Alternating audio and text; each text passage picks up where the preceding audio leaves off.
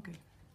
So good morning. My name is Claudia Morales, and this is Leah Aparicio, and she's my mentor. She's gonna introduce herself. Hi, my name is Leah Aparicio. Like Claudia said, I'm her mentor, and I work with her every day, and she's just amazing to have in the classroom, and the students really love her, and I'm so happy she's finishing her teach now.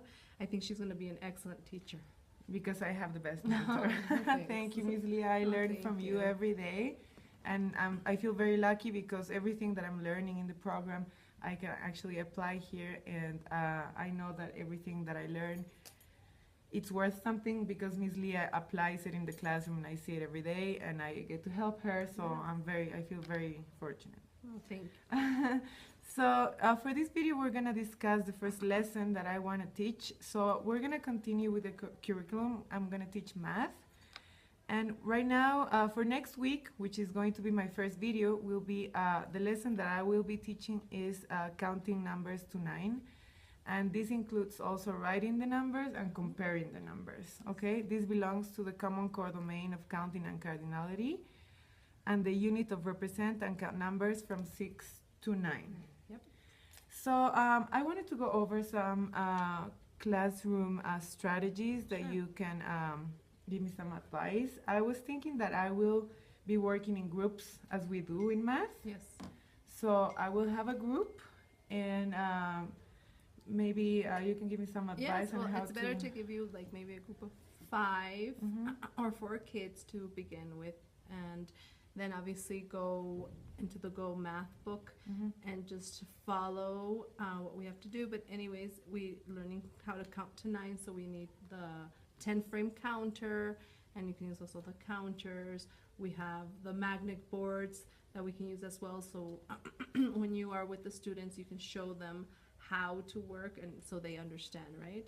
And obviously, Ms. Clau, you know that if you notice that any of the kids have not gotten it, we can reinforce the next day or later on, and you can take that group. Great, thank you.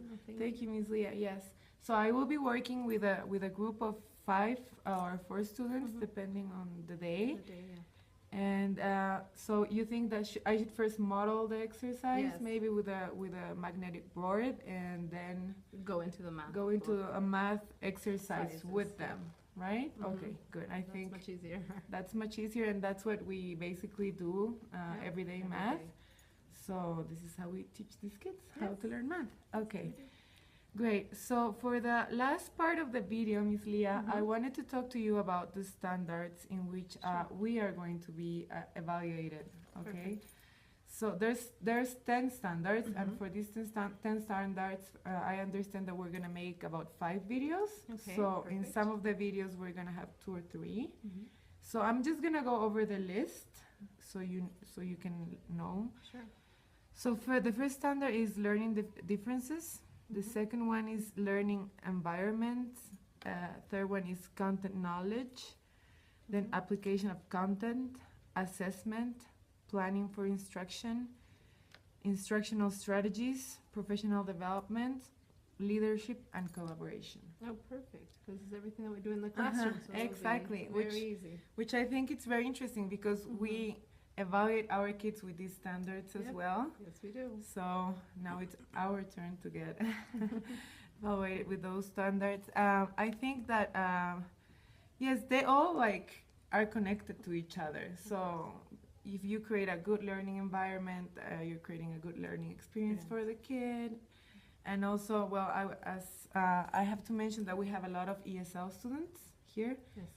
So this is another thing that will be obvious in my videos, because sometimes we first reinforce the idea in their main language, which is Spanish, and we luckily speak it, because if it was something different than Spanish, it will be more difficult, but we'll find the ways. But we believe that the kids first need to get the concept in their main language, and then they can start thinking in English.